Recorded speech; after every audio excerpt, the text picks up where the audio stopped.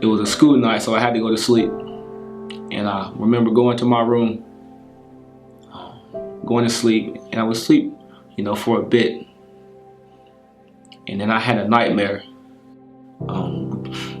The comic books, you may call on a superhero that wore a mask, but mine was right down the hallway. My brother. And I remember waking up and asking him, can I get in his bed? And I did that. And he tells me to get up and go to the closet. So I go because I trusted him. Then he entered. At the age of 4, I began to be sexually abused by my brother. From him until I was 8. But by 4 more loved ones for the next 4 years.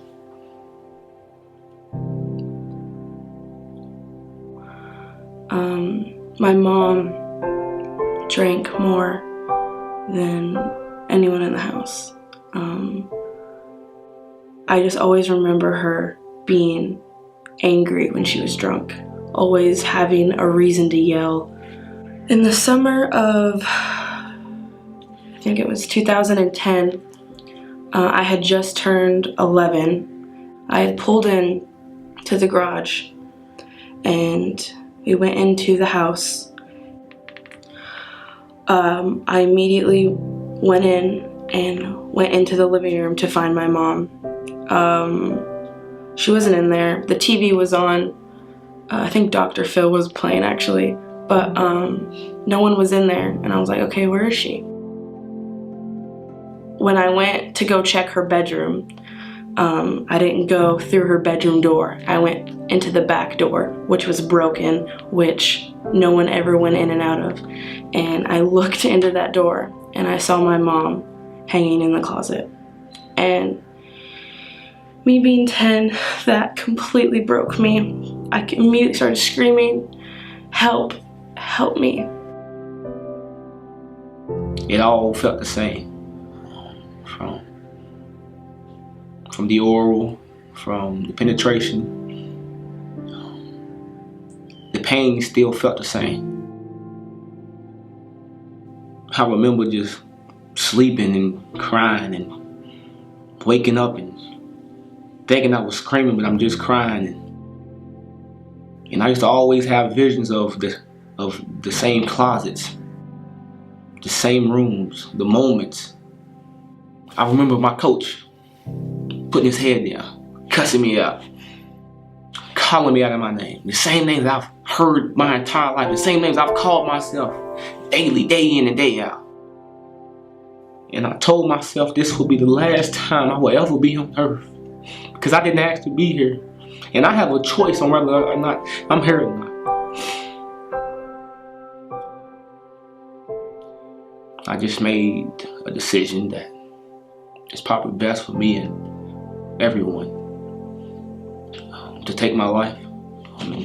I was so content on committing suicide that there was a complete peace inside of me with it. And I just remember closing my eyes, just praying that if you're real, you're the only one that can save me. I ran into the kitchen and I started pulling all the kitchen drawers and just ripping them out of the counter and trying to find something I could use to cut her down. And I ran back in there and I had gotten her down and I laid her down on her back. And I looked at her and I touched her face and she was ice cold. Just completely gone. In that moment, I completely felt alone.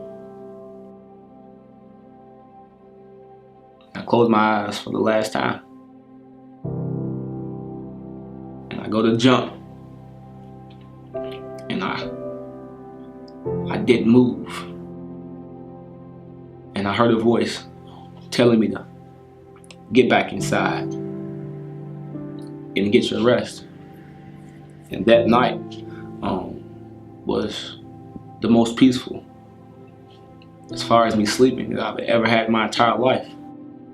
A year later, my dad had set me down and told me that he was diagnosed with Parkinson's disease. Over the years, he began to lose his balance. He couldn't walk, or he'd have to stop because he couldn't breathe.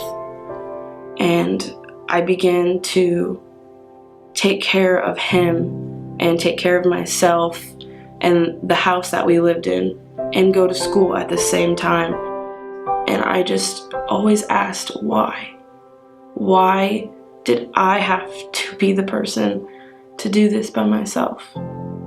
In that moment, whenever I wanted to jump, I had every intention to jump. The only reason why I'm here is because God saved me. I had no immediate family members to live with. A few church members, thank God, offered me a place to stay until I went to college. And slowly each home would kind of get tired of me in a way. I don't want to say that, but it would just get to the point where it wasn't working. I would leave, and at one point I was staying with complete strangers. I had no idea who they were. I just kind of bounced around from friend's house to friend's house, and I'm still doing that right now. But during that time, I was invited to Crave. So I was invited to my first Crave. I was invited by my friend Lonnie, and I came, and I immediately felt the presence of God in a way I've never, ever, ever felt it before. Everyone is so accepting and loving, and the people that are on the Crave team are the nicest, most amazing people I've ever met in my entire life. They show grace beyond measure. So thank you, Crave, for giving me hope, for giving me a purpose. I still feel the same pain that I felt, but this time I just had to turn my pain into my passion into my purpose. No matter everything that you've gone through in your life, whether it be bullying, whether it be suicide, whether it may be depression. The one who has his knife in his hand, like the one who has the noose around your neck, the one who is taking the pills, right? Like the one who is making that exit plan, like the one who is preparing for his last jump, his last fall, for that guy, for that woman, for that one who's being sexually abused right now, for that one who's broken, for that one who does not know why they're crying, for that one that thinks that there is no way out. You matter, and I cannot explain enough how there are so many people that care about you, whether you know them or not, and I want you to know that you are not alone. My name is Moffit 2 times, Prophet Moffit, whatever you want to call me. And this is my story. My name is Shelby. I am 18 years old, and this is my story.